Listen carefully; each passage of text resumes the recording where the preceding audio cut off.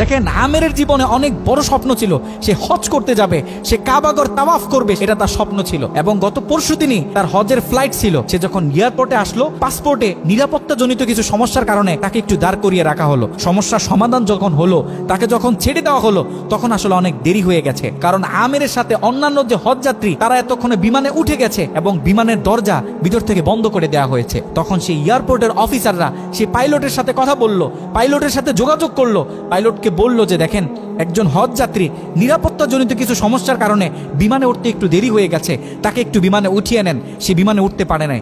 তখন পাইলট স্পষ্ট বলেছে, যেই বিমানের দরজা একবার বন্ধ হয়ে গেছে, সেই বিমানের দরজা দ্বিতীয়বার কারোর জন্য আর খোলা হবে না। কথা বলে পাইলট বিমানটা আকাশে ফ্লাই করলো। সেই অফিসাররা তখন আমেরকে বুঝাইতেছে, দেখো বিমান তো চলে গেছে, তুমি আর যেতে পারবে না, তুমি বাড়িতে চলে যাও, নেক্সট টাইমে তুমি হজে যাওয়ার জন্য ট্রাই করো। তখন সে আমাদের মুসলিম ভাই, সে হজ যাত্রী, সে কি বলেছে জানেন? সে বলেছে, আমি আমার রবের উপর পরিপূর্ণ তাকওয়া রাখলাম, আমি আমার রবের উপর পরিপূর্ণ আস্থা রাখলাম, আমি হজ করেই বাড়িতে ফিরবো, হজ না করে আমি বাড়িতে ফিরবো না।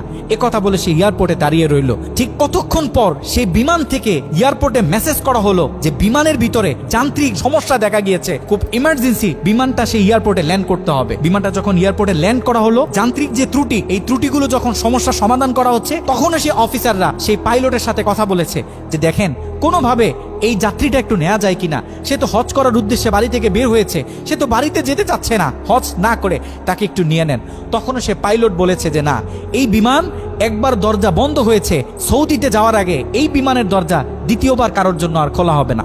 কথা বলে সে পাইলট আবারও বিমানটা আকাশে ফ্লাই করালো। তখনও সে অফিসাররা আমেরকে গিয়ে বুঝাচ্ছে, দেখেন মনে কষ্ট পাইয়েন না, এরকম মাঝে মাঝে হয়, আপনি বাড়িতে চলে যান, যেহেতু হজের নিয়ত করেছেন, আপনার একিনটা যেহেতু সলিড, আপনি যেহেতু একেবারে সহি নিয়ত করেছেন, অবশ্যই আল্লাহ পাক আপনাকে হজ করতে দিবে। আমের তখনও বলতেছে, আমার রবের উপর আমার পূর্ণ আস্থা আছে, আমি তো আমার রবকে চিনি, সে আমাকে হতাশ করবে না, সে আমার মনের আশা রাখবে, আমি হজ করেই বাড়িতে ফিরবো।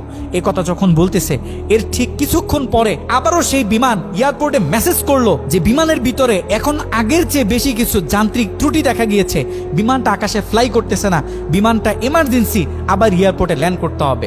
বিমানটা যখন এয়ারপোর্টে ল্যান্ড করলো, তখন সে পাইলট নিজে বিমান থেকে নেমে সে অফিসারদেরকে বলতেছে, সে হজ যাত্রী কই, যাকে ছাড়া আমরা মক্কার উদ্দেশ্যে রওনা দিলাম, তাকে আমার হাতে তুলে দেন। আমি যতটুকু বুঝতেছি, তাকে ছাড়া এই বিমান যতবারই আমরা আকাশে ফ্লাই করব, মক্কার উদ্দেশ্যে রওনা হব, আমার মনে হয় না যে এই বিমান স্বাভাবিকভাবে মক্কাতে গিয়ে পৌঁছাবে। তখন সে পাইলট সে আমেরের হাত ধরে নিজে নিয়ে সে বিমানের ভিতরে বসিয়ে দিল।